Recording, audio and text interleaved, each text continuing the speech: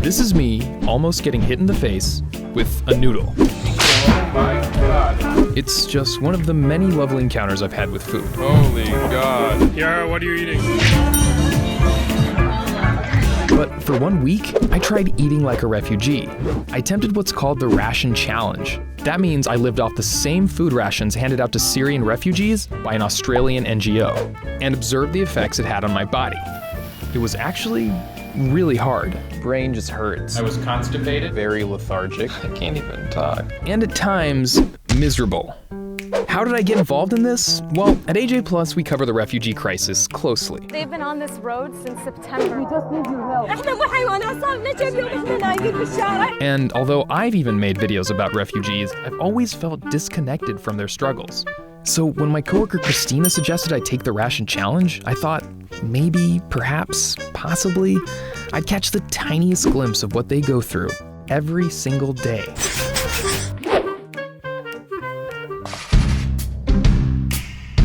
The food rations were sent to me in a package. Guess what this is, Yara? This is really, really light. You wanna feel it? I sense lentils. Before I unboxed it though, I thought I'd get some tips from people who had already completed the challenge, which raises money to pass out the exact same food rations to Syrian refugees. What am I getting myself into? You're getting yourself into a week of frustration. You're gonna be hungry, you're gonna be tired. Oh God. You will never feel full or satisfied. Good luck. Good luck. And with that, I got to opening the box. I'm supposed to eat whatever's in this box. That included sardines, red lentils, dried chickpeas, oil, red kidney beans, and rice. And some extra rice and flour that I had to supply myself. Altogether, the instructions said the meals contained a little over 1,700 calories per day, but something was noticeably absent. I wonder how much salt and pepper I can use. Salt and pepper. Salt and pepper. Salt and pepper. Didn't we use salt and pepper in here? Nope. There were recipes for a number of dishes, like falafel and hummus, but the ingredients were so limited. Seriously, like, how much falafel can you make with this? Like 3 falafels, 1 very large? And I wanted to make sure I got a little bit of everything in every meal. Because this has to last me through the week. Each lentil is a calorie worth saving. This is like having my own cooking show. Never opened a can. Oh my God, that looks not great. So I basically made one dish with slight variations and ate it every single day for lunch and dinner. And when I ran out of lentils, I added in a can of kidney beans that I'd saved for the end. Breakfast was basically 2 thin slices of flatbread that I made in one batch. As I started my first day, I talked to Karen. She's part of the campaign. The physical and mental toll that it takes on your body in a week, you'll see it in a few days' time, is huge. It makes you really angry and frustrated and unable to concentrate. See, for refugees, you can't walk away from this. This is their everyday. Day 1 looked like this. Day 1 of the Ration Challenge begins. Which progressed into Day 4 of the Ration Challenge. And then over the course of the week, I got a number of headaches. Headache. I had trouble thinking and working. My roommate told me I looked kind of pale. I regularly felt exhausted and sometimes cold. I also noticed changes in my personality. I'm becoming more direct, less polite. The instructions came back to haunt me. Watching other people eat normal food is unbearable, it says. What is that smell? It smells vinegary. Wait, it's there. What is that? Cinnamon donut. These images of fettuccine alfredo. What is that? What do you have? Just some leftovers. It was kind of like what Karen said. If you're living on this kind of diet, which is basically carbohydrates and oil, you're getting just enough calorie intake, but you're not getting any fresh food, you're not getting nutrients, you're not getting all of the things that, are meant to boost the human body.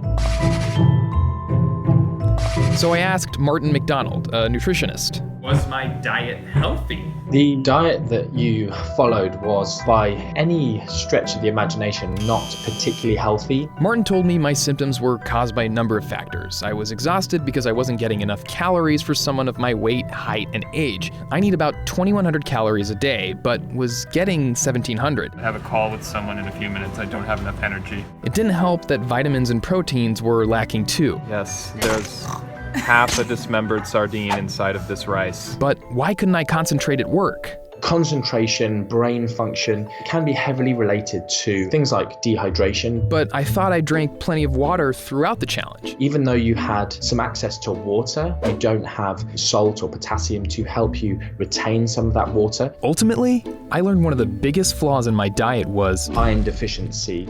You probably were getting between a fifth and a sixth as much iron as you would need. Iron deficiency is actually the most common nutritional deficiency in the world.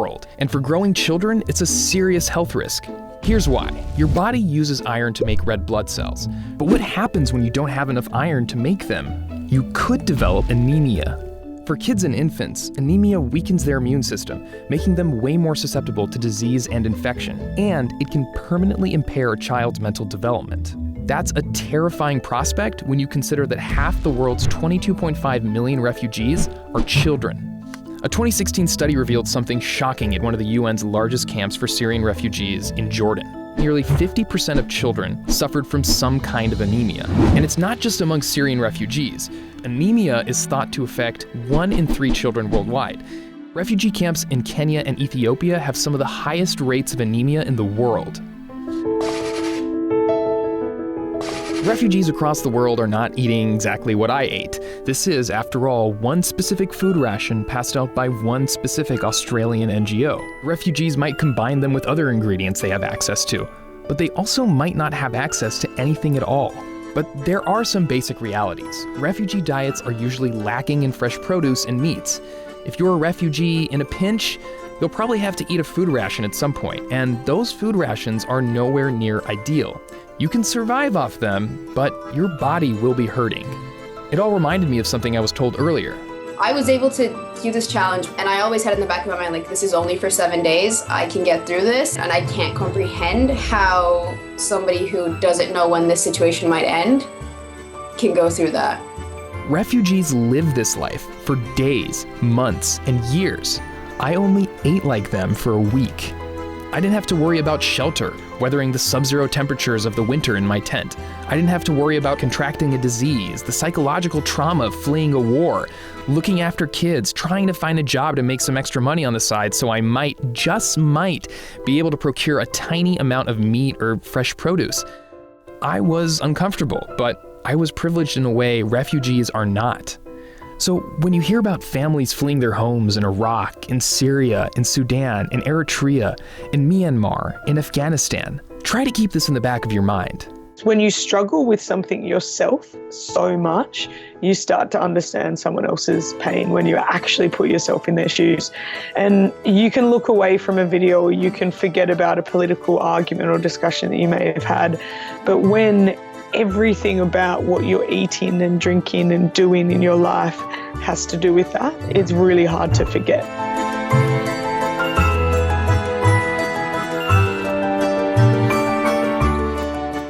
The Ration Challenge really put things into perspective for me, but just one note, it's not a way to simulate the experience of a refugee. And I would never frame it that way because there's no comparison. But for me at least, it was an opportunity to learn about some of the basic realities that refugees face on a daily basis. So if you have any friends or family who might not be fully aware of some of those realities, send this video over to them and see what they think.